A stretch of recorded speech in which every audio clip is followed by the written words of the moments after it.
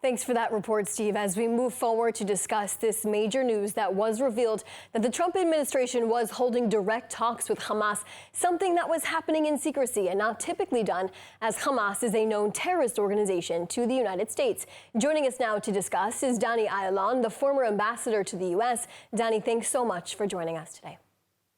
Sure, my pleasure. Thank you. Now let's talk, as this news comes out about these secret talks between the U.S. and Hamas in regards to the hostages still in captivity. Talk to us about the significance of this news. Why do you think the Trump administration engaged and took upon themselves to speak with Hamas? Well, first of all, it's very significant because not only the U.S. has never had any direct contacts with the Hamas, also by American law, Hamas, which is named and listed very high on the terrorist list of the United States, by that actually prevents or bars any Americans, certainly American government representatives, to talk to Hamas.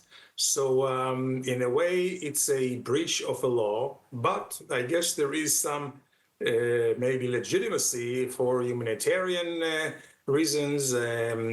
I understand that they discussed mainly the American hostages that are held there, so they have a reason to do it. And it seems like the U.S. is doing I would say, a double approach or nuanced. On the one hand, they have a big club when they say that all hell will break loose in Gaza, and we know that if the war resumes in Gaza, then Israel will have no restrictions like before in terms of using munitions that have not been used before, with much more powerful force, of course, stopping the humanitarian aid. So it is a big club. On the other hand, I guess during this talks, they would like to see what is the give, or to see if Hamas will do it or will release at least some of the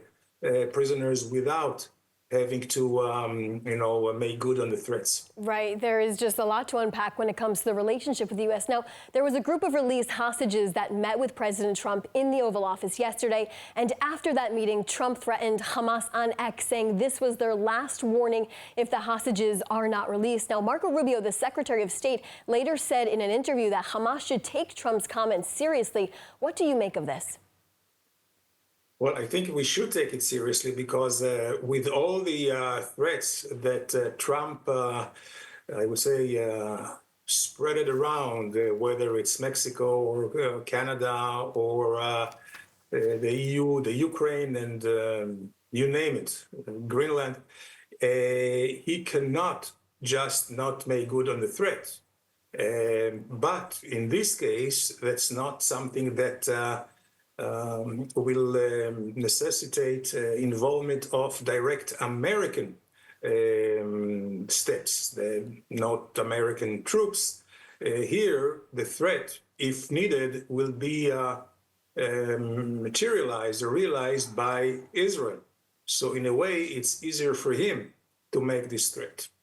Yeah, and moving forward, I want to talk about another topic. The U.S. and Israel both rejected the Arab counterproposal plan for the reconstruction of Gaza in the future. How will a decision like this ever be made if there are two different sides putting out two different proposals? What is your take on that?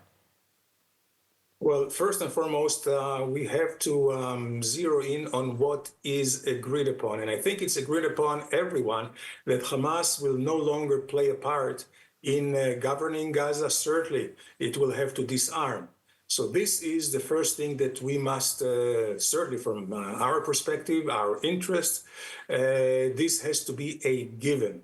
And this is what we should bring most of the Arab countries, to this side. The Saudis, and I'm sure Emirates and many other countries would side with this position. Certainly the Egyptians, Hamas, we must understand, the Islamic Jihad over there, and certainly the Hamas global movement, which is the Ikhwan, or the Islamists in Egypt. They are a threat to all the regimes of the countries in the region, not just Israel. So this should be the departure point. After that, all the other details can be discussed later. Now, the new IDF chief of staff made a comment that 2025 is the year of war, mentioning the Gaza Strip and Iran. How likely is it for a conflict with Iran to happen? Well, that depends. I think that from what we gather, and also from the statements that were made by the White House, that President Trump would give first priority to negotiations with Iran. However, these negotiations should be on American terms.